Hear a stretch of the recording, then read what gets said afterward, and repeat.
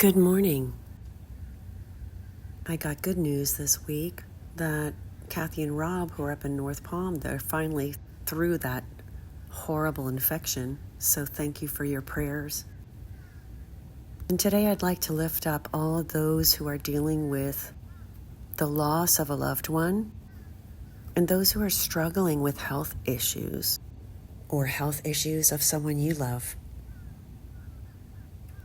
I'd also like to lift up all those struggling with the family dynamic issues or new challenges in their lives, a new job, a new position, some dramatic life change, or facing what seems to be a tremendous challenge ahead of us. Maybe you recently got some very heavy news and you're wondering where to go with that or what to do. And it's funny because sometimes when we're in it, we forget to turn to the Lord in prayer. And I want to just remind you of Philippians 4, verse 6, that says, "Do not be anxious about anything, but in every situation through prayer and petition, with thanksgiving, present your requests to God." So in your mind, I want you to put those requests on His altar and then walk away in thanksgiving that your loving Father will handle it. That's the walking in faith part.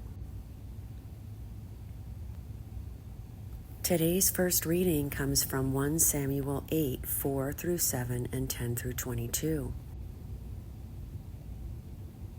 All the elders of Israel came in a body to Samuel at Ramah and said to him, "Now that you are old and your sons do not follow your example, appoint a king over us, as other nations have, to judge us." Samuel was displeased when they asked for a king to judge them. He prayed to the Lord, however, who said in answer, "Grant the people every request. It is not you that they reject. They are rejecting me as their king."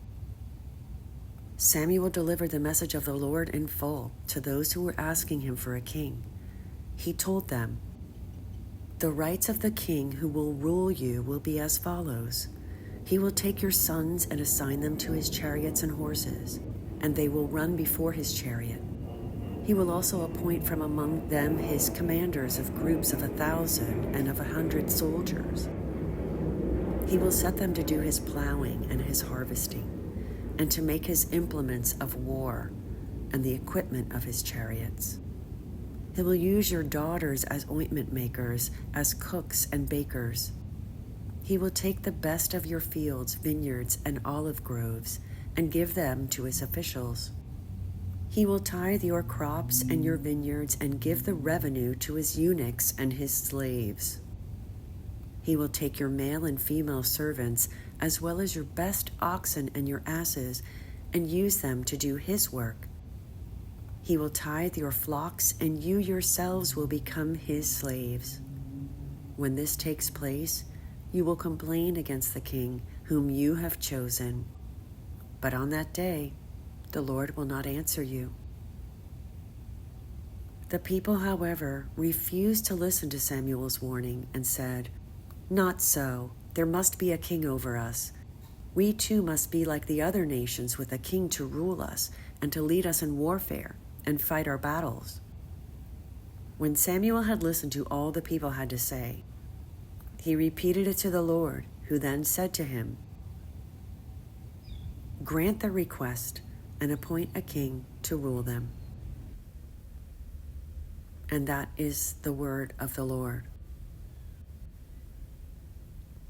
Let this be a reminder to pray for our nation and for the nations of the world.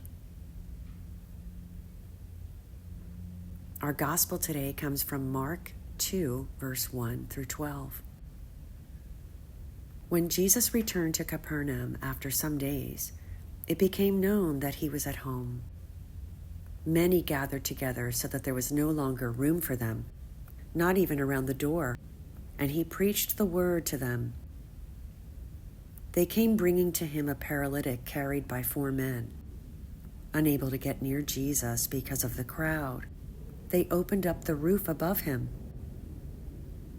After they had broken through, they let down the mat on which the paralytic was lying. When Jesus saw their faith, he said to them, "Child, your sins are forgiven." Now some of the scribes were sitting there asking themselves, "Why does this man speak that way? He is blaspheming.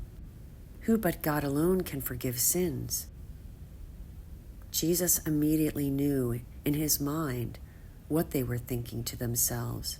So he said, "Why are you thinking such things in your hearts? Which is easier to say to the paralytic, 'Your sins are forgiven,' or to say, 'Rise, pick up your mat and walk'? But that you may know that the Son of Man has authority to forgive sins on earth," he said to the paralytic, "I say to you, rise, pick up your mat and go home." He rose, picked up his mat at once, and went away in the sight of everyone. They were all astounded and glorified God, saying, "We have never seen anything like this." And that is the gospel of the Lord.